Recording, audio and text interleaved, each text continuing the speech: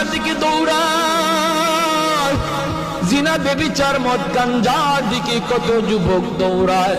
আল্লাহ বলেন কিন্তু এখন এমনও কিছু যুবক আছে যেই যুবক যৌবনের পাগলামি করে না, তার মনেও পাগলামি করতে চায়, তারও গুনার দিকে তার মন ডাকে কিন্তু যায় না।